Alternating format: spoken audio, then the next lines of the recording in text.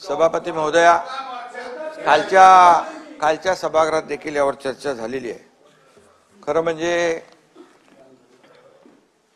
आपण मराठा समाजाला टिकणार, कायद्याच्या चौकटीत बसणार, ओबीसी इतर समाजावर अन्याय न करता टिकणार आरक्षण देण्याचा निर्णय सरकारने घेतला होता। त्याप्रमाणे मराठा आरक्षण आपण दिलं। मराठा आरक्षण दिलं आणि मी एवढंच सांगतो की एक मताने आपण मराठा आरक्षण दिलं आणि इतर कुठल्याही समाजावर अन्याय न करता आपण ते आरक्षण दिलं। आता मी एवढंच सांगतो, आपण बैठक घेतली होती एकदा सह्याद्रीमध्ये सर्व पक्षीयांची, बरोबर ना? आणि त्या बैठकीमध्ये एक मताने आपण निर्णय घेतला होता की मराठा समाजाला न्याय मिळाला पाहिजे। मी थोडा पार्श्वभूमी जी आहे ती सांगू इच्छितो। आणि त्याप्रमाणे सर्व पक्षाचे नेते आणि आपण एक मताने ठरवलं की इतर कुठल्याही समाजाला धक्का न लावता आपण मराठा समाजाला आरक्षण द्यायचं। ते आरक्षण आपण दिलं। आता आरक्षण दिल्याबरोबर हे आरक्षण टिकणार नाही अशा प्रकारची चर्चा बाहेर सुरू केली। खरं म्हणजे दुर्दैवी आहे। जर आपण आणि यामध्ये आरक्षण टिकणार नाही याची कारण आहेत कोणाकडे, तर कारण नाहीत, पण आरक्षण टिकणार नाही। माझं सभापती महोदया या सभागृहाला देखील सांगणं आहे की गेले अनेक वर्ष मराठा समाज आरक्षणासाठी मागणी करत होता। अनेक आंदोलनं झाली, 56 मोर्चे, लाखांचे मोठे मोर्चे या मुंबईमध्ये झाले, अतिशय शांततेने झाले आणि ते मोर्चे शिस्तबद्ध पद्धतीने झाले। त्या मोर्चाची कोणी टिंगल चेष्टा केली हा विषय मी आज बोलत नाही, परंतु एवढ्या शिस्तीने मोर्चे निघालेले संपूर्ण देशाने जगाने पाहिले आणि मराठा समाज संयमी आहे, मराठा समाज शिस्तीने वागणार आहे अशा प्रकारचं त्यांच्या त्या मोर्चांमधून त्यांनी स्पष्ट करून दिलं। आता या आरक्षण देत असताना मनोज जरांगे पाटील यांनी मराठवाड्यातल्या कुणबी प्रमाणपत्र ज्यांच्या नोंदी जुन्या आहेत त्यांना कुणबी दाखले मिळत नाहीत अशा प्रकारची मागणी केली। मी आपल्याला सांगू इच्छितो सभापती महोदया, जवळपास संपूर्ण या आपल्या राज्याची यंत्रणा, मराठवाड्याची यंत्रणा कामाला आपली लागली। प्रत्येक जिल्ह्यामध्ये एक विशेष कक्ष स्थापन केला। 2-2.5 लाख लोक काम करत होते आणि ज्या नोंदी सापडत नव्हत्या त्या सापडू लागल्या। ज्या नोंदी, त्याचा कायदा होता पूर्वीपासून, मराठा समाजाच्या नोंदी असतील तर त्यांना प्रमाणपत्र मिळालं पाहिजे 1967 पूर्वीच्या, ते आम्ही सुरू केलं। त्यानंतर आणखी त्यापुढे जाऊन आपण जस्टिस शिंदे समितीला हे काम दिलं। जस्टिस शिंदे समिती इतक्या म्हणजे बारकाईने त्याच्यावर काम करत होती की मनोज जरांगे पाटील स्वतः म्हणाले की जस्टिस शिंदे समितीचं काम अतिशय उत्तम आहे आणि यांना आणखी आपण मुदतवाढ दिली पाहिजे। मग तेलंगणा, हैदराबाद या ठिकाणचे देखील जी काही रेकॉर्ड्स आहेत जुनी, ती रेकॉर्ड जसं जसं ते सांगत गेले तसं तसं आपण त्या ठिकाणी करत गेलो, हे मी मुद्दाम सांगतो। आणि पूर्णपणे सरकारने मराठा समाजाला न्याय कसा मिळेल या बाबतीमध्ये भूमिका घेतली। भूमिका घेत असताना जरांगे पाटील यांनी पहिलं कुणबी नोंदी ज्या जुन्या आहेत तो कायदा आपला आहे, 2000चा कायदा आहे, 2012चे रूल्स आहेत, 1967 पूर्वीचे जे काही दाखले आहेत, नोंदी आहेत, त्यांना आपण ब्लड रिलेशनला यामध्ये आपण द्यायचा निर्णय घेतला, त्याप्रमाणे प्रमाणपत्र देऊ लागलो। त्यानंतर मनोज जरांगे पाटील यांनी दुसरी मागणी या ठिकाणी केली की सरसकट पाहिजे।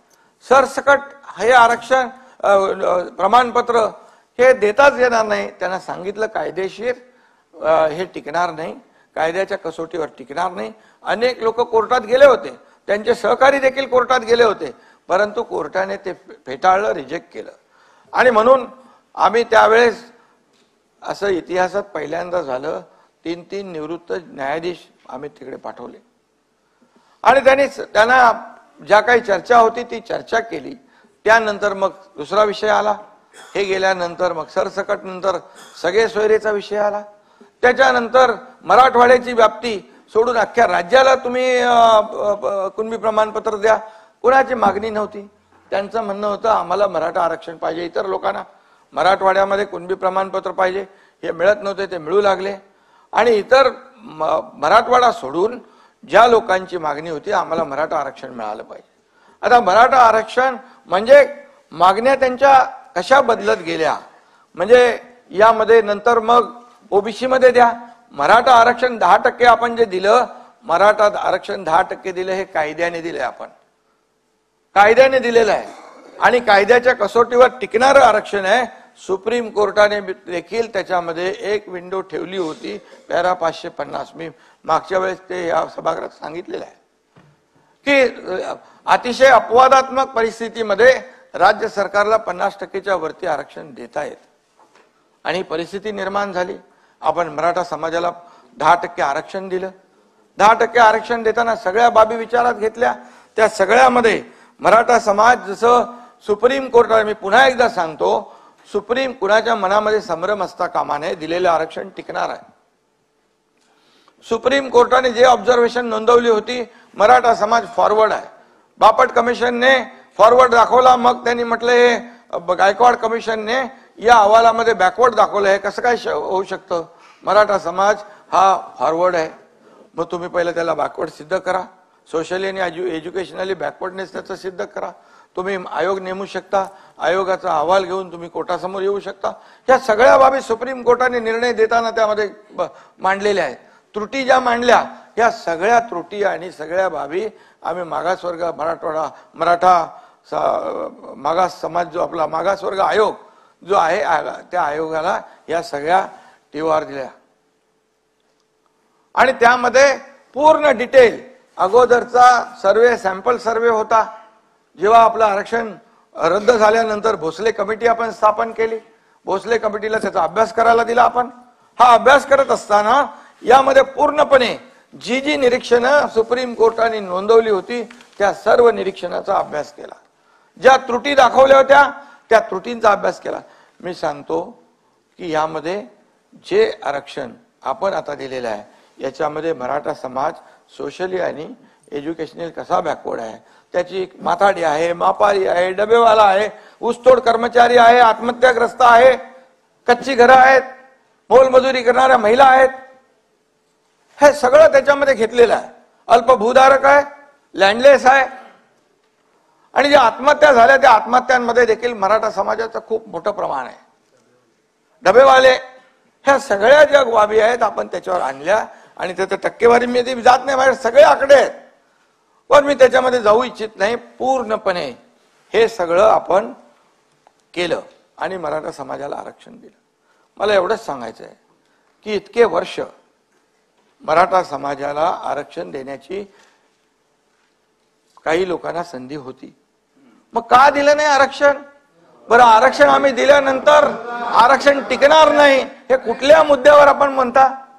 जेव्हा तुम्हाला संधी होती त्यावेळेस शशिकांतजी, मी जे बोलतोय त्याच्यामध्ये एकही शब्द चुकीचा असेल तर तुम्ही उठून उभे राहा. आणि म्हणून मी सांगतो की मराठा समाजाला आरक्षण देण्याची संधी होती. मराठा समाज हा मागास आहे हे माहिती असताना देखील त्याला आरक्षण दिलं नाही, त्याला आरक्षणापासून वंचित ठेवलं. त्यांच्या मराठा समाजावर, त्यांच्या जीवावर अनेक नेते मोठे झाले, परंतु त्यांना वंचित ठेवलं, हे देखील मी या ठिकाणी सांगू इच्छितो. आणि हा एकनाथ शिंदे या मराठा समाजाला आरक्षण देण्यासाठी जाहीर छत्रपती शिवाजी महाराजांची शपथ घेतो. कोणी धाडस दाखवलंय? मला सांगा. मी दाखवलंय. माझी भूमिका प्रामाणिक आहे आणि मी जे बोलतो ते करून दाखवतो. खोटं आश्वासन बिलकुल देणार नाही. आणि मी सांगितलं ओबीसी समाजाचं आरक्षण, इतर समाजाच्या आरक्षणाला धक्का न लावता हे आरक्षण देणार. त्याप्रमाणे आमचं सगळं काम चालू होतं आणि त्यामुळेच मी ते बोललो. आणि त्याच्यानंतर त्याच्यापूर्वी इतक्या वर्षामध्ये, आता आपण जेव्हा देवेंद्रजी मुख्यमंत्री होते त्यावेळेस देखील हे मराठा समाजाला आरक्षण आपण दिलं. आम्ही होतो, चंद्रकांत दादा कमिटीत होते, आम्ही सगळ्या कमिटीमध्ये होतो. आणि त्यावेळेस देखील ते दिलेलं आरक्षण हायकोर्टमध्ये टिकवलं. सुप्रीम कोर्टामध्ये देखील जोपर्यंत सरकार होतं, मुख्यमंत्री देवेंद्रजी होते, आम्ही सगळे होतो, तोपर्यंत ते आरक्षण रद्द झालं नाही. ही वस्तुस्थिती मी सांगतोय तुम्हाला. ज्या पद्धतीने आरक्षण तिथे कोर्टामध्ये ज्या बाबी मांडायला पाहिजे होत्या, जे पुरावे द्यायला पाहिजे होते, जे ट्रान्सलेशन करायला पाहिजे होतं, ज्या ज्या बाबी कोर्टासमोर आणायला पाहिजे होता, 2008 नंतर बापट कमिशनने जे निकष लावले होते, 2008 नंतर बदललेली परिस्थिती कोर्टासमोर विशद करायला पाहिजे होती. ह्या सगळ्या गोष्टी आणि त्याचं बॅकवर्डनेस जे आहे हे पूर्णपणे कोर्टासमोर मांडण्याची आवश्यकता होती. दुर्दैवाने ते झालं नाही. मी आणि म्हणून मी एवढंच सांगतो की ते टिकलं नाही. आणि मग तेव्हा कोर्टाने निर्णय दिला, त्या निर्णयाच्या अनुषंगाने आपण या सगळ्या आणि मराठा समाजाला आरक्षण देण्याबद्दल देवेंद्रजींच्या मुख्यमंत्री पद असताना आम्ही दिलं. मग असं असताना आता हे दिलेलं आरक्षण कसं टिकलं पाहिजे, आपण सगळ्यांनी मिळून एकत्र एकमताने केलेलं आहे. मग त्याच्यावर शंका निर्माण करण्याचं कारण काय? म्हणजे समाजामध्ये संभ्रम निर्माण करणे, समाजामध्ये अस्वस्थता निर्माण करणे हा हेतू आहे का कोणाचा? मग मी सांगतो की या सर्व तुमच्याकडे बोलणाऱ्यांकडे काही हे आहेत, कारण आहेत की हे कसं टिकणार नाही ते तरी सांगा, मग आम्ही त्याच्यावर उत्तर देतो. ही पुरेपूर काळजी आम्ही घेतली. याच्यामध्ये सगळं त्यात कुठल्याही कोर्टामध्ये आता कोणी चॅलेंज केलं तरी सुद्धा कोर्टाला त्याची बाजू आम्ही मांडू. आणि कोर्टाने देखील म्हटलंय की 102 प्रमाणे आपल्याकडे नव्हतं, 105 प्रमाणे आपल्याकडे अधिकार आले आणि आपल्या अधिकाराचा एक्सेप्शनल आणि एक्स्ट्राऑर्डिनरी सर्कमस्टन्स मध्ये आपण हा निर्णय घेऊ शकतो. हा अधिकार आपला आहे आणि आपण तो एकमताने घेतलेला असताना अशा प्रकारे आणि मराठा समाजाला आपण सारथी कोणाच्या कारकिर्दीत सुरू झाली? देवेंद्रजींच्या. अण्णासाहेब पाटील आपण सुरू केलं, त्या 10 लाखाचं 15 लाख केलं. सारथीची शिष्यवृत्ती, सारथीचे कोर्सेस वाढवले, आपण सारथीला मजबूत केलं. ज्यांना हॉस्टेल आहेत त्यांना हॉस्टेलची व्यवस्था, ज्यांना हॉस्टेल नाही त्यांना निर्वाह भत्ता वाढवून दिला सभापती महोदय. ग्रामीण भागातला आणि शहरी भागातला तो वाढवला. दादा बरोबर आहे. आपण 6,000 केले, वर्षाचे 60,000 बरोबर. आणि म्हणून आणि आपण त्याही वेळेस सांगितलं मराठा समाजाला ओबीसी प्रमाणे सगळे सवलती मिळतील. आणि हे सगळं करत असताना आज आणि अधिसंख्य पद जे मराठा समाजाला जे आरक्षण रद्द झालं ज्यावेळेस सुप्रीम कोर्टात, आणि या दरम्यान ज्यांचं सिलेक्शन झालं होतं जवळपास 4,500 ते 5,000 लोक, कोणी त्यांना हात लावत नव्हतं. मी सांगितलं मी फेस करेन, त्यांना नियुक्त्या द्या. 5,000 लोक तिथं काम करतायत. त्याचबरोबर मॅट मध्ये काही 500 लोक गेले, एमपीएससी आणि इतर लोक मॅट मध्ये गेल्यानंतर हायकोर्टामध्ये एजी आणि आपल्या सर्व वकिलांना सांगितलं यांची बाजू लावून धरा. त्यांना देखील हायकोर्टाने त्यांच्या बाजूने निकाल दिला. ते 500 लोक कामाला लागले. हे प्रामाणिकपणे आपण केलंय. सरकारने प्रामाणिकपणे करत असताना या ठिकाणी अशा प्रकारचं बघा, मनोज जरांगे पाटील हा प्रामाणिकपणे मराठा समाजासाठी आंदोलन करत होता. त्याची राजकीय काही पार्श्वभूमी नव्हती. मी स्वतः गेलो तिथे, एकदा नाही 2 वेळा गेलो. कुठला मुख्यमंत्री जातो आपला सगळं प्रोटोकॉल बाजूला ठेवला, सगळ्या एवढ्या मोठ्या मॉब मध्ये मी गेलो स्वतः. शशिकांत शिंदे तिकडे होते. एवढ्या सगळ्या मॉब मध्ये असताना देखील मी तिकडे गेलो.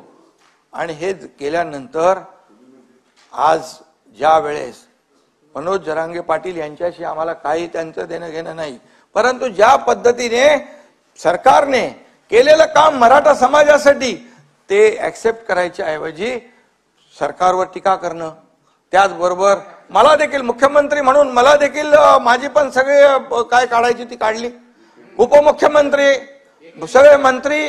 अरे असं कधी होतं काय? असं कधी चालतं काय? सरकार म्हणून आम्ही निर्णय घेणारे लोक, विरोधी पक्षाला सोबत विश्वासात घेऊन आम्ही निर्णय घेतला.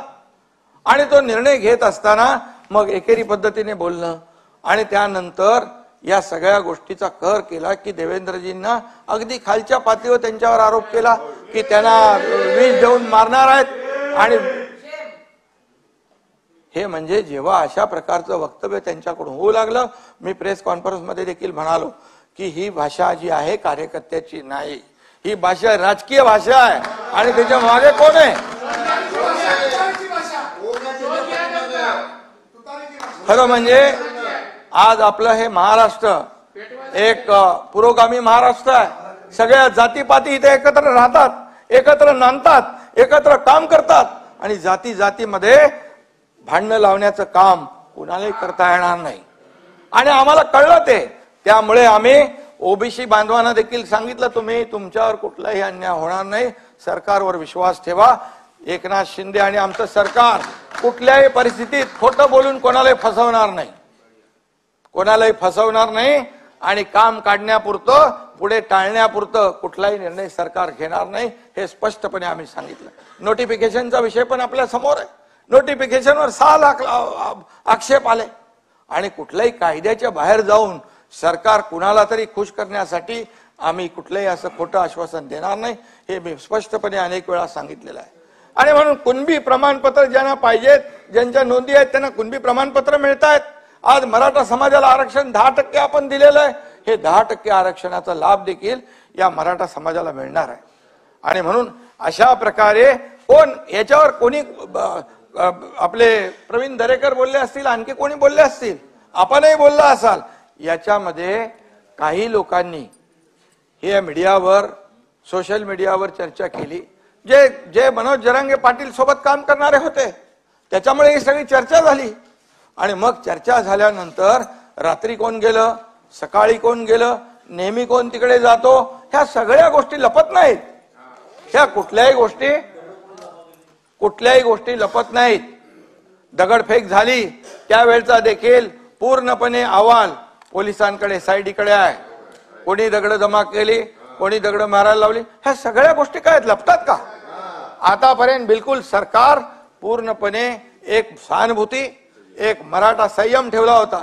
अरे जाळपोळ करायला लागले, आमदारांचं घर जाळायला लागले, त्याच्या घरात फॅमिली असताना एसट्या जाळून टाकल्या, सगळं मालमत्ता जप्त केली. आणि मग अशा परिस्थितीमध्ये सरकारने काय करायचं? हातावर हात बांधून बसायचं?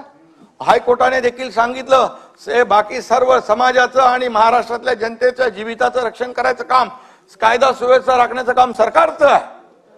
आणि म्हणून सरकार कुठल्याही परिस्थितीमध्ये हातावर हात धरून बसू शकत नाही आणि सरकार कुठल्याही परिस्थितीमध्ये कोणावर अन्याय देखील करू शकत नाही. आज प्रामाणिकपणे आंदोलन होतं, प्रामाणिकपणे मंत्री गेले, मुख्यमंत्री गेले, सगळे अधिकारी गेले, सगळे आम्ही पाठवले. परंतु एक कुठेतरी एक माणसाने कायद्याच्या चौकटीमध्ये जे नाही बसणार त्याची मागणी करणं हे योग्य आहे का? आणि म्हणून ज्या गोष्टी बाहेर येत आहेत आणि देवेंद्रजींना हे करणं, आता कोणीतरी म्हणालं, अंबादास तुम्ही म्हणालात की मुख्यमंत्र्यांच्या बद्दल ते बोलत नाहीत, ह्यांच्याबद्दल बोलतायत, म्हणजे आमच्यामध्ये काही दुफाळी होणार नाही. कारण माझ्याबद्दल पण बोललेला आहे तो, आणि जरी नसेल बोलला तरी सुद्धा सरकार म्हणून आमची कलेक्टिव्ह जिम्मेदारी आहे, कलेक्टिव्ह जबाबदारी आहे. त्यामुळे अशा प्रकारचं हे देखील मनोज जरांगे पाटील यांच्या तोंडून जे येतंय, मग का नाही बोलणार हे लोक की मग ही भाषा कुणाची आहे, हे सगळं स्ट्रॅटेजी कुणाची आहे की एकावर आरोप करायचं, दुसऱ्याला सेफ ठेवायचं. पण आमच्या सरकारमध्ये कुठलाही निर्णय, मी घेतलेले प्रत्येक निर्णय दोन्ही DCM, आमचे संबंधित मंत्री यांच्याशी चर्चा करूनच शेवटी हा राज्याचा एक संवेदनशील विषय आहे. आणि म्हणून अशा प्रकारे जे आपण आता दिलंय, मराठा समाजाला आरक्षण 50% दिलंय, तिथे कुणबी प्रमाणपत्र जी आहेत ती मिळत आहेत. आणि जो काय बॅकलॉग होता मराठा समाजाला मिळत नव्हतं ते सुरू केलं आपण. त्याचं सगळ्यांनी स्वागत केलं पाहिजे, सगळ्यांनी त्याचं स्वागत केलं पाहिजे आणि त्याच्यामध्ये कसं टिकेल या बाबतीमध्ये बोललं पाहिजे. आणि म्हणून मला वाटतं की याच्यामध्ये जे काही यांनी मुद्दे उपस्थित केलेले आहेत कोणी, आणि कायदा सगळ्यांना समान असावा, मी प्रेस कॉन्फरन्स मध्ये पण बोललो, कायद्यापेक्षा कोणी मोठा नाही. मुख्यमंत्री असला तरी तो सुद्धा नाही, कायदा त्यांनी पाळला पाहिजे. आणि म्हणून कायदा आपण या सार्वभौम या सभागृहामध्ये कायदे पारित करतो. या कायद्याचं उल्लंघन कोणालाच करता येणार नाही. जयंतराव, सगळ्यांनी कायदा पाळला पाहिजे आणि म्हणून कायद्यापेक्षा कोणी मोठा नाही. काय भाषा, काय हे करून टाका, ते करून टाका, हे झालं पाहिजे, ते झालं पाहिजे, हे बंद करा, हे गाव बंद करा, असं कधी झालं होतं आपल्याकडे? असं कधी झालं होतं आपल्याकडे? असं कधीच झालं नव्हतं. आणि म्हणून याच्यामध्ये बघा, आपल्याला मी सांगतो, हा आपला महाराष्ट्र आहे, आपली एक संस्कृती आहे, आपली परंपरा आहे आणि या सगळ्या गोष्टी ज्या आहेत याच्यामध्ये कुणाला उतरवा आणि काय काय भाषा, हा असं कसं काय होऊ शकतं? प्रत्येकाने आपली मर्यादा ओळखून बोललं पाहिजे. या देशाचे प्रधानमंत्री मोदी साहेबांनी जगात नाव केलं. आज आपल्याला त्याचा अभिमान असला पाहिजे. नाता भाऊ, जगभरामध्ये आम्ही जातो तर मोदीजींच्या नावाने, आपल्या देशाच्या नावाने सन्मानाने बोललं जातं, आदराने बोललं जातं. आज पूर्वी भारत बोलला की कोणी लक्ष देत नव्हतं, आज भारत बोलला की जग लक्ष देतंय. याचं कारण जे संबंध जपलेले आहे, कोविडमध्ये असेल, इतर वेळा असेल, इतर जगाला देशांना मदत. तुम्ही म्हणा आता मोदीजींच्या बद्दल चांगलं बोलतो, चांगलं केलं तर चांगलं. बाळासाहेबांनी आम्हाला शिकवलंय, जे चांगलं आहे ते चांगलं बोला. अंबादास बरोबर आहे, ज्या चांगल्याला चांगलं बोला आणि नाही ते खरं आहे. आणि म्हणून चांगल्याला चांगलं बोलण्याची सवय आमची आहे, ही शिकवण आमची आहे. वाईटाला वाईटाचं त्याला पण धडा शिकवायचं काम पण शिकवलेलं आहे. आणि म्हणून आज या देशाचे प्रधानमंत्री मोदी साहेब यांच्याबद्दल अशा प्रकारचे उद्गार काढणं हे शोभतं का? असं होऊ शकतं का? ही सरकारची जबाबदारी आहे. आणि म्हणून एका मर्यादेपर्यंत आपण टॉलरेट करू शकतो. एका मर्यादेच्या नंतर जेव्हा वाटलं या पाठवून यांच्या स्टेटमेंटला, बोलण्याला, भाषेला काहीतरी वेगळा राजकीय वास येतोय, त्यावेळेस मग मी पण बोललो की कायद्यापेक्षा कोणी मोठा नाही. कायदा हातात घेण्याचा अधिकार कोणालाही नाही आणि कायदा कोणी हातात घेऊ शकत नाही. शेवटी मला मुख्यमंत्री म्हणून इतर सगळे समाज जे आहेत त्यांची जबाबदारी आपली आहे. उद्या शशिकांत शिंदेच्या गाड्या अडवल्या आणि फोडल्या तर चालेल? नाही चालणार. तुम्हाला तुमच्या मागे सरकार उभं राहील. तुमच्यावर जरी झालं तरी आज सरकार तुमच्या पाठीशी उभं राहील. आणि मी सांगतो पुन्हा एकदा, जे मी जाहीरपणे शपथ घेतली तिथं मराठा समाजाच्या ऐवजी दुसरा कुठलाही समाज असता तर त्यासाठी देखील या एकनाथ शिंदेने ती शपथ घेतली असती. सगळ्यांना घेऊन सोबत आपल्याला हे राज्य पुढे न्यायचंय. राज्याचा विकास सुरू आहे. आणि म्हणून आज जे काही इथे चर्चा झाली, आता नारायण राणेंना एक झालं ना, आपण साक्षीदार होतो सगळे. ते तर केंद्रीय मंत्री होते, ताटावरनं उठवलं. एवढी घाई का होती? ताटावरून जेवताना उठवलं, एवढा काय गुन्हा होता? हनुमान चालीसा वाजवला, त्या हनुमान चालीसा देशद्रोही गुन्हा दाखवून त्या खासदार महिला भगिनीला जेलमध्ये टाकून दिलं. 12 दिवस का 14 दिवस? कंगना रनावतला 80 लाख रुपये दिले, महापालिकेचे खर्च केले आणि ते घर तोडायला लावलं. तुमचा पत्रकार लोक किती लोक आहेत, किती अनाथा भाऊ त्यावेळेस झालं, पण आम्ही काही केलं नाही. आम्ही सूडबुद्धीने वागलो नाही. आणि म्हणून आता माझं एवढं म्हणणं आहे की जे काय आहे ही वस्तुस्थिती जी आहे ही समोर आली पाहिजे. चौकशी त्याची आपण मागणी केलेली आहे. त्या बाबतीमध्ये जे जे काही, आता मी डिटेल त्याच्यात बोलत नाही, SIT आपण त्याच्यामध्ये नेमू आणि SITच्या माध्यमातून जे जे काय आहे ते सत्य जे आहे ते सत्य बाहेर येईल, त्याची चौकशी होईल आणि दूध का दूध पाणी का पाणी व्हायला पाहिजे. परंतु मी एवढं सांगतो, कोणालाही यामध्ये सूडबुद्धीने आकस्पोटी कुठलीही कारवाई कोणावर केली जाणार नाही. परंतु विरोधी पक्षाने देखील या मराठा आरक्षणामध्ये कुठपर्यंत आपण सहकार्याची भूमिका किंवा विरोधाची भूमिका किंवा राजकारणाची भूमिका घ्यावी हे ठरवलं पाहिजे. कारण हे आपण एकमताने निर्णय घेतलेला आहे, हे मी पुन्हा एकदा आपल्याला सांगू इच्छितो.